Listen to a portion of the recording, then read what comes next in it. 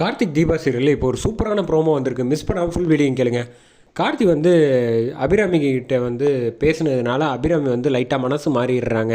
சரி இனிமேல் தீபாவுக்கும் கொஞ்சம் முக்கியத்துவம் கொடுப்போம், அப்படி இல்லைன்னா வந்து கார்த்தி ரொம்ப வருத்தப்படுறான், அவனே வாயை திறந்து கேட்டுட்டான், அதனால் வந்து தீபாவையும் வந்து நாளைக்கு ஃபங்க்ஷனுக்கு அழைச்சிட்டு போகலாம் அப்படின்னு சொல்லி முடிவு பண்ணுறாங்க நம்ம அபிராமி.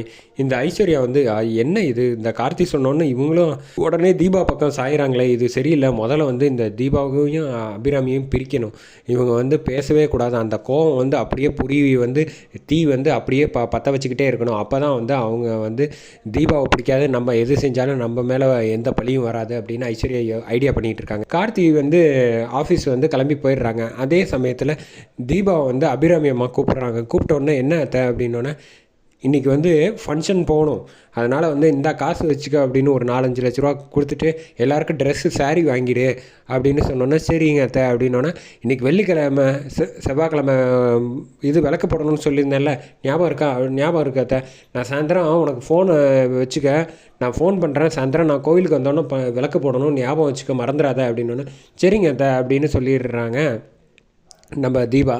அந்த காசை வந்து 6 லட்ச ரூபா 5 லட்ச ரூபா கொடுத்தோன்னா அதை எண்ணிக்க மறந்துடாத, எண்ணி முடிச்சுட்டு பேக்கில் வச்சுட்டு பார்த்து பத்திரம் அப்படின்னு சொல்லிட்டு அபிராமி அம்மா கிளம்பிடுறாங்க. பக்கத்தில் இந்த ஐஸ்வர்யா வந்து அங்கேயே நிற்கிறாங்க. அதை கவனிக்காமல் நம்ம தீபா வந்து ஃபோன் பேக் வந்து ஹேண்ட்பேக்கை எடுத்து கீழே சோபாவில் வச்சோன்னா கரெக்டாக ஹேண்ட்பேக்லேருந்து நைஸாக வந்து நம்ம ஐஸ்வர்யா வழக்கம் போல் வந்து செல்ஃபோனை வந்து திருடிடுறாங்க.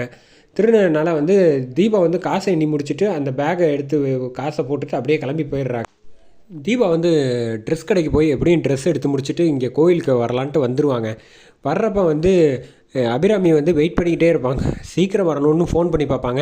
ஃபோனே எடுக்காமல் இருக்கனால வந்து அவ்வளோ தூரம் சொல்லி அனுப்பிச்சிருக்கேன், இவன் வந்து ஃபோன் கூட எடுக்க மாட்டேங்கிறா, அவ்வளோ திமிரு பிடிச்சவளாக இருக்காளே, கொஞ்சம் கார்த்திக்காக இறங்குனா இவ தப்பாக போச்சு, மனசு இறங்குனது தப்பாக போச்சு அப்படின்னு அபிராமி அம்மா வந்து மறுபடியும் வந்து தீபா மேலே கோவப்படுறதுக்காக தான் இந்த ஐஸ்வர்யா வந்து இந்த மாதிரி திட்டம் போடுறாங்க.